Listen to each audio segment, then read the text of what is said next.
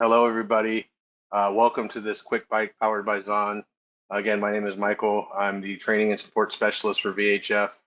Today, we're going to talk about our VHF mills and our DentalCam software and how simplicity, predictability, and reliability can be met by using these products. We're going to go through a couple slides, give you a little overview of how the different products work together, and then we're actually going to bring up the DentalCam software, run through just a quick example, talk about how the workflow works, and then answer some of you guys' questions at the end of the presentation. Just like was mentioned before, any questions you have during the presentation, type them into the panel at the bottom, and we'll do our best to get those answered for you at the end. So let's go ahead and get started. So today's agenda, again, we're going to do a little overview of VHF, who we are. We're going to talk about the DentalCam, its features and benefits. We're going to do the live demonstration, and then the question and answer. So at VHF, we do not think of ourselves as a machine company. We think of ourselves as a CAM solutions provider. This is why we make our own CAM software and machine our own tools.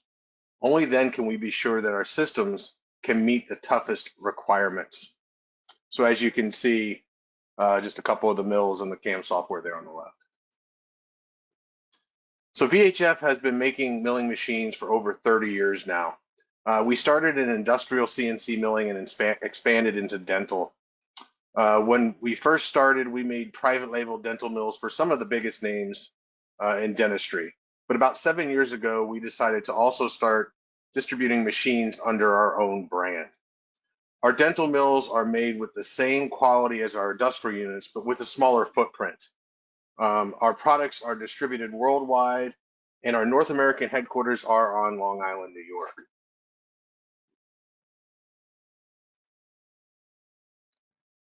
We design our DentalCam software internally, specifically for our machines. There's a few advantages with DentalCam. One, it's free with the purchase of any VHF mill. This is about an $8,000 value. Two, the milling strategies are preloaded by material, so there's no experience needed, and guide rails keep even new users safe maneuvering through the software. And three, the software allows users to start milling before the full milling calculation is even completed. This is going to speed up the time, as some softwares will make you wait until that toolpath is completely calculated before you can start running the jobs on the mill. So this is definitely a time reducer for the project. And just some things here you can see on the left, some benefits, imports STL files from all common CAD programs, easy and intuitive. We have the preloaded CAM strategies that are set by material we're going to talk about as well. Start milling with the direct mill function, and again, the no annual fees. The software is included with the price of the mill, and no fees yearly for that as well. And there's free updates for the current version of software that's owned. And if a new version comes out, like say the next version of software that comes out, you don't have to jump up to it, but if you want to, there's just a minimal cost for that particular upgrade. So at this point, let's get right into the CAM software and talk a little bit about how it works and some of the features inside of it. So on the screen now, you can see our DentalCam software. We work in a left to right workflow. So pretty much we're going to start here and work across these tabs at the top. Hopefully you can see my cursor inside of here as well. Is the cursor visible? Just want to check before we move on. So the first tab is the material selection. So we're going to define or choose a pre-existing material disc that we have used in the software already, or define a new one. Then we're going to jump over and choose our STL file or STL files that we want to import and locate or nest on that particular disk of material. Then we're going to actually nest and fit them to where we want on the material disk. And then we're going to actually place the bars or connectors to hold them in place, and then simply calculate the software. As you'll see moving forward, there are some additional features that I want to show you as well inside of here that really make it beneficial and easy to use. So we kind of like got a little guide here, a little pathway through the software, and you're going to see everything we do in here is to simplify the time you have to spend nesting and performing these functions in the software so that job can get over to the machine and start milling as fast as possible. So let's just run through a little bit of what we're seeing here on the screen. So on the top left here, you'll actually create your new material blanks. So if we wanted to create a new, let's say, zirconia disc, we would come up here. The materials listed will vary depending on the machine type. Like if it's a dry only mill, you'll see certain materials versus this particular setup. I have it set for our R5 mill, which does wet and dry disc blocks, abutments. So you'll see all kinds of materials in here depending on what mill it is. But you can see going through here, there's tons of material choices that can be run inside of the software, as well as we even have some generic strategies. So we're going to use the zirconia disc. And if there's a material brand that's not in here, you just use the generic one or the translucent for a little bit easier milling strategy for those brands that aren't listed. Then you'll come down here and choose the thickness for that particular material. I'm just going to grab a 20.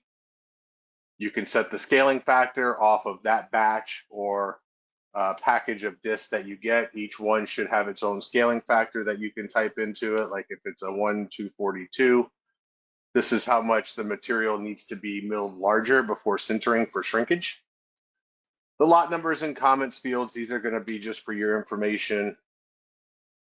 You can just put in here the lot number. That way you can go back and reference it as needed. You can put comments, you can put shades. I'm just going to use the word shade, for example, and we'll just call this test mill. But any information for comments for you to be able to come back and track that puck through the system or even call it back up, you can enter into these fields. If this was a multicolored or layered disc, you can set that here. Now, if you pick a specific manufacturer and that manufacturer has the word multi in it, it will automatically include those into it and grade this field out. But if this is a generic one that you're setting up, you can tell it maybe it's got 4 different shades of color down the disc. So you can use those for nesting placement later. And then it's just telling us that this is a dry job because the wet is not highlighted. It's actually using milling tools, not grinding tools. Then I can simply create the puck, and I have my new puck here that I can choose from. All the rest of these are prior jobs that I've run. So you can see it'll actually show me where the areas were. So I know I can try and nest in those other areas as well. So it does keep a pretty good library. Over time, obviously, this library will expand and grow, and you can use the filter system to filter through it and find the job that you want to work with. So we're going to load our new disk in here. So we simply load the disk that we want to work with. This is going to automatically bring us to the next tab. Inside of here, we can direct it to, wherever we want, to a network drive, a folder that we're storing. Maybe we got design coming from a couple different areas. They're all dropping them into a certain folder on the network. You can direct your DentalCam to look in that folder for the proper STL files, break them down by categories and so forth. So for this particular example, I'm going to bring in, just to save a little time, I'm going to bring in 2 crowns and a small bridge that we're going to bring in and nest. You could do just 1 indication or as many, obviously, as that you want to fit into that disk at that time. So I'm going to bring this one here. I'm just going to click on it. It'll show it down here in the corner where I can actually take a look at it, which is nice. Gives me a little idea of the size of it. And also lets me verify visually, yes, this is the file that I want to bring in. Then on the right, I need to choose the strategy. Strategy is another word for toolpaths, or a toolpath that's going to be applied to the specific strategies. So you want to make sure you're choosing the correct type of indication here. So for instance, if I picked abutment, you're not going to get the right cutout of this particular piece. But there are some other ones that can be worked back and forth. So each one of these strategies looks at the STL or the indication or the model and will evaluate it per the parameters that are set in the background for that strategy that you're choosing. So I have a less detail. This one's got a lot of nice detail in it too. So I'm going to use the fully anatomical crown bridge strategy for this one. Then up here we have machining quality. We have 3 different settings from fast to standard and optimal. These do not change the fit. You're still going to get the same high quality fit no matter which one of these settings that I choose in the software.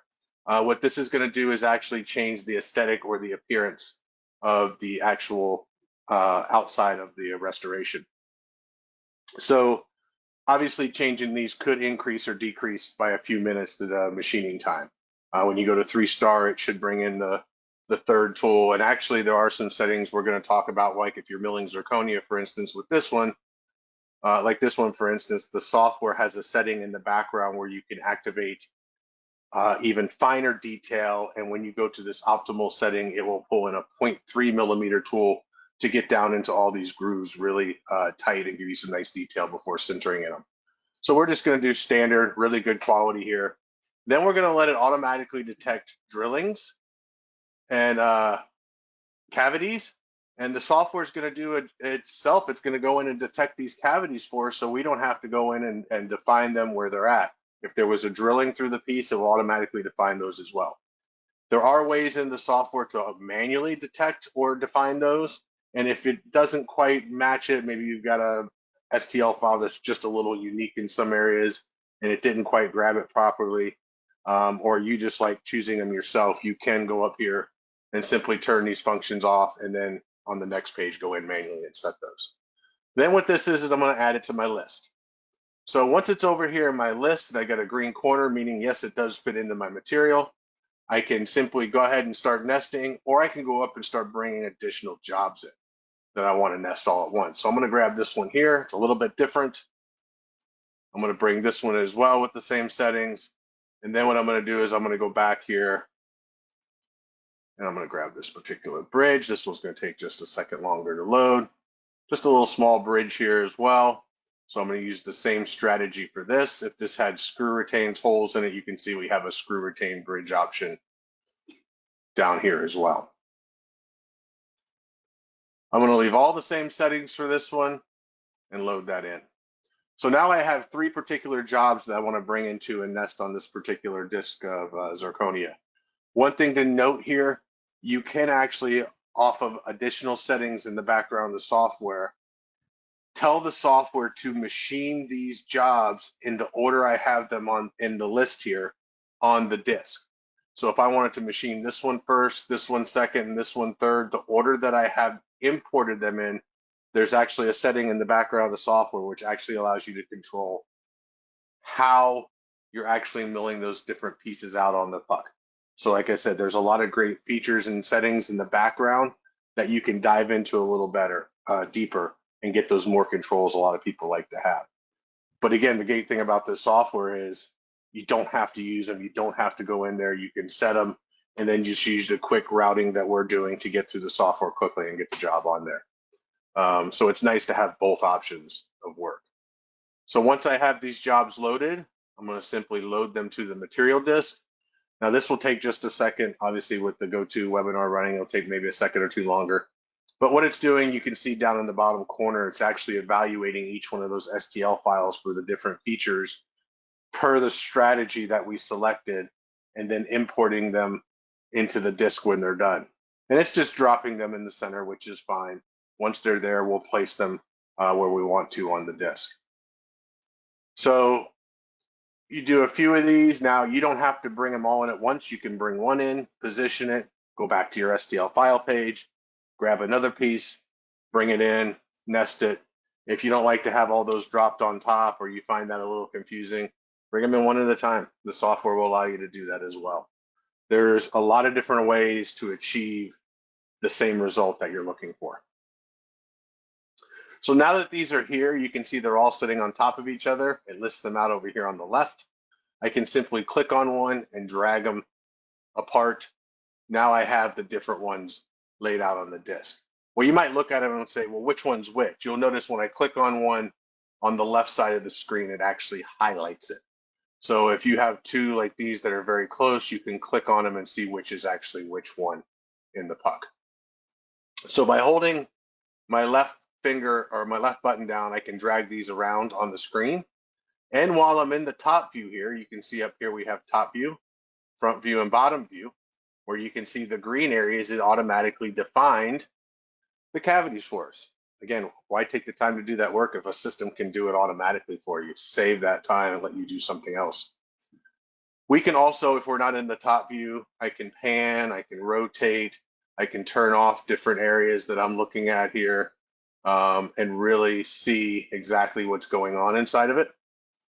But if I'm in that top view, not only can I move them around, but if I hold the button down and roll my wheel, you'll notice I can actually spin in position as well. And if I get too close to an edge or another indication, like the work area or the back side of the tool is what that black line is, it will tell me, nope, you're too close, you need to back off, so that the tool doesn't interact with the other piece or hurt the integrity of the disc. So it has a built-in limiting factor there. So now I can move these all around and position them as I want. So I can actually create bars between pieces to hold them if I want. So if I'm somebody that likes to come in here and put bar to bar to bar, but still make sure I have good holding to the actual disc, you can do that in the software. Or if you're somebody that wants to come in here and have them all, nicely spaced out so there's all good holding on those as well, you can do that in the software. So I can get these however I want in here. Maybe we'll put a couple of those together like so. And then this one here, let's drop this one in here as well. Let's get them nice and tight and use as little material as possible. Now, I mentioned earlier, you have the ability to bring in multi-layered materials and position in those. If you want to do that, let's say we wanted to move these around. I'm just going to use this one here as an example, which is this one here. You have the ability to come over and hit this edit option. And then I can come over here to positioning. This is also, we're not going to get into it in this short time frame we have today, but this is also where you would go to edit your drillings manually, edit cavities. Maybe you needed a center bar, like if you're doing a full arch or something like that. You might have saw one of the files I had at the beginning. You can actually create your center bars to hold the piece for centering as well. But we're going to use this positioning one. And what this allows me to do, as you'll see inside of here, is I can actually do all manual type controls. But what's really cool is I could go to this view, and now I can move it up and down. So if I did have a multi-layered disc, it would show the different layers, which can be turned on and off here. And now you can really position your restoration into the proper shades needed for that milling. So just some additional controls. You do have a little bit of tilting in the 4th and 5th axis here as well also. And then there's also fine tune adjustment versus rough adjustments. So I'm just going to back out of that, bring us back to here. And I'm going to say, just for this example, I know things could be probably laid out a little bit better for, again, just this example. Let's say I'm happy with my positioning. I'm ready to move to the next step. So just to review, what we did was we either chose an existing or created a new material to nest from, loaded our STL file or STL files of the indications that we wanted to run. We positioned or nested those into the material disk. And now what we're going to do is set our bars or connectors to hold these in place during the milling. Again, depending on the software, you'll get up to 3 different software. Depending on the material type chosen, you'll get up to 3 different types of bars that can hold it. You have a full bar, a reduced bar, or even a removed. What these mean is they're all going to be full at whatever sizes you specify right below them during the milling. But once the milling is completed, if it's a full bar, you'll have a full bar left at the different positions you place them for cutting and removal later. If it's a reduced, it will reduce it by the setting in the background of the software where the default is 50%. You can make it 40, 60, whatever you prefer for bar reductions, and it'll come back with the 1 millimeter tool and reduce those bars down for easy removal. Or maybe you're running a large piece and you want to have some in there for holding, but you don't want to have to worry about cutting them off later. You can add some additional fully removed ones. So they'll stay there during the milling process. And once everything's completed, it'll come back with that 1 millimeter and remove them. Obviously, we don't want to have all of these because then the pieces would fall out and get damaged. And then there's a delete them. Like I said, again, you can change the size and the angle connections. So I'm just going to run some full ones for now. But I do want to show you real quick. If I choose one, I can position it left to right in this window. And in this window, you can see it shows me the equator. I can also move it up and down here and position it. If you did, I'm not going to leave these on, but I just want to show you, if you did use one of the different types, they change the colors so you can quickly look at your nesting window and determine what types of bars that you have on there. So I'm going to go ahead and just place a few bars on my piece here. So you can see this is very easy to do. I like to go around and place maybe the main ones that I'm going to run first, and everybody's got their preferences on how they want to place these. The biggest thing you want to do is you want to try to avoid placing them down like this at the margin, allow that tool to cut over the edge and get a good clean cut, as well as make sure that you have bars in places if there's going to be some thin walls and stuff, that during the cutting there's not excessive vibration that can cause unnecessary breakage in spots as it's moving through. So again, I'm going to put some like this, and like I also said, you can connect between pieces. So you can see now I can come in here and move these and actually connect piece to piece. So again, that's a huge factor if you're trying to save material and place these in places that I can get a good connection. So that one's kind of, oh, I must have dropped the second one in there. Going back and trying to click on one could be tough, but you can see you can simply move them off real quick. There we go. So we'll just bring it up here, place one there. And maybe just for support, we'll throw another one in here. Again, bars are your preference. You'll learn what types of indications need support in different places and so forth inside of them. All right, so once you, again, chose your material, obviously if you're doing this on your own, you're working through this really fast, as you can see, but you'll choose your material, load your STL files, position it, set your bars, and the only thing left to do is hit calculate. So when I come up here and hit this calculation button, oh, it actually threw it on my other screen. Apologize. 1 second. Let me grab this.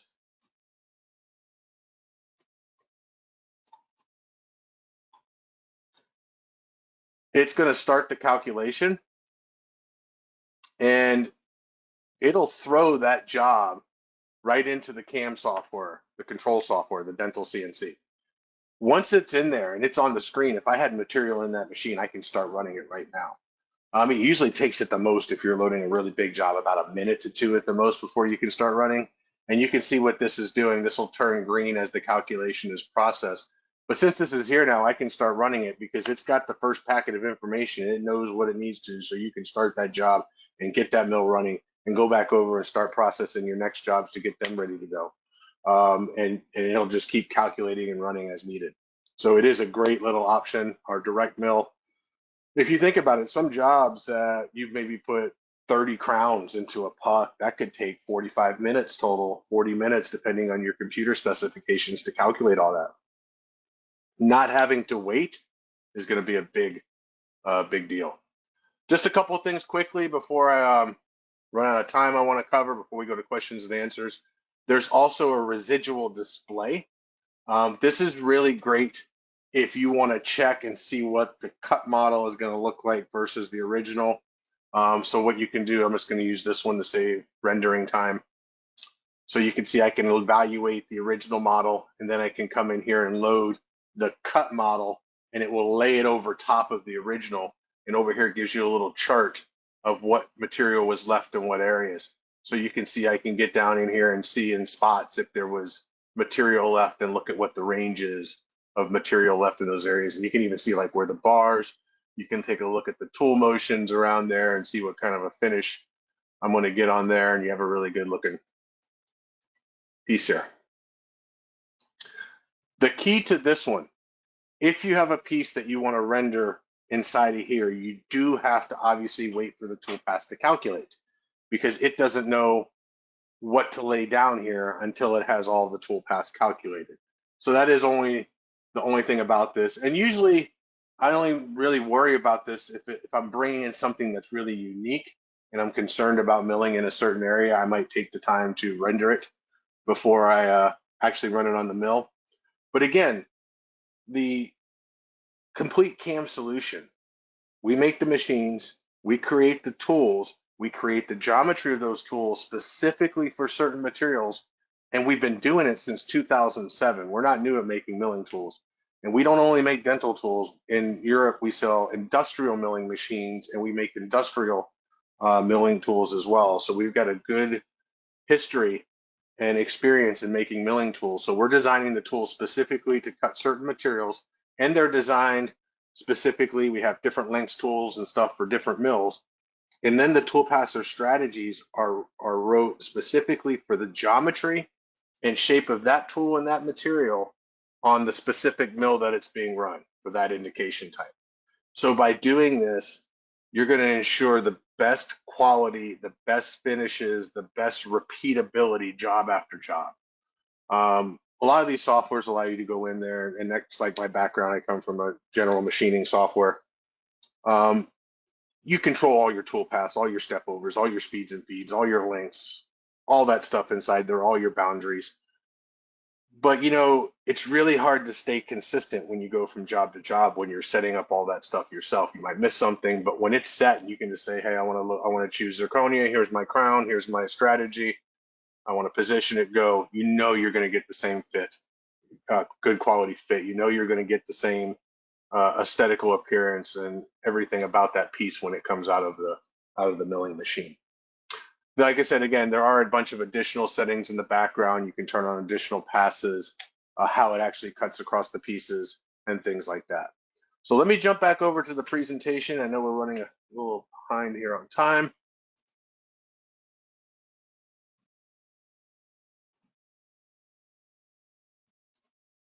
So again, the products to consider within our portfolio are the K5 Plus, a single puck 5-axis machine that is highly reliable and efficient. The S5 is an 8-disc changer dry 5-axis machine that can be upgraded with a wet kit at any time.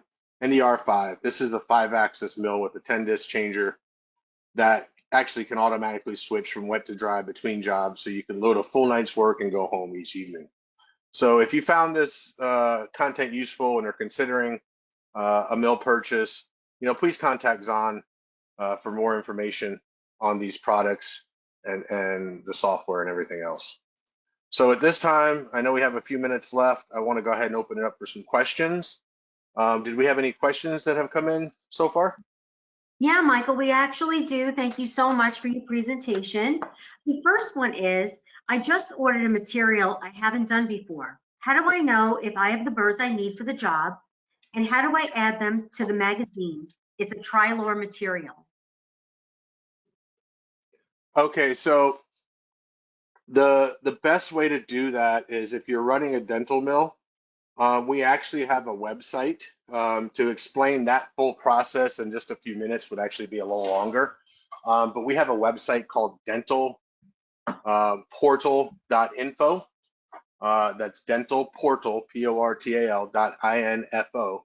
You can go up there, you can choose your machine type, and it has every instruction on how to do every single part of that, anything on the mill, from setting it up to operating it to loading tools to properly positioning and setting them in the dental CNC software to the magazine, to making sure there's a section, if you go to just to the search and type in tools, it shows what materials tools are required for the different materials, and it also lists them by 4-axis and 5-axis machines with part numbers and everything.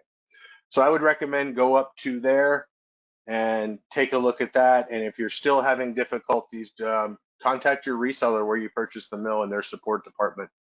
They should be able to help you with that part of it. Thank Good you. question. The next one is, how do you activate a 0.3 millimeter burr? Good question. Just to show you, that's a fast one. I'm just going to do it real quick. So I'm going to get back out of this. You should be able to see the DentalCam software again. You come over to the settings, which is the tools here, and it put it on my other screen. Apologize. Let me see if I can bring this over. You go to the material that you want to set, and then you have different pages of options inside of here that you can set. So you can see here, I can turn on a U030, which is actually a 0.3 millimeter tool.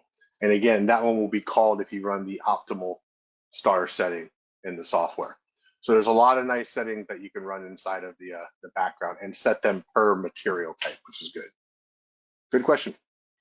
And the next one is, when I need assistance with my S5 mill, can I call Michael or technical support in his office? If yes, what's the contact number? Again, support should be through your machine reseller. We are the actual manufacturer. We'll jump on and help the resellers with whatever issues that they're coming on that they're not quite sure on with the end user. But definitely try and contact your your reseller and their support team, and they will get a hold of us as needed for additional help.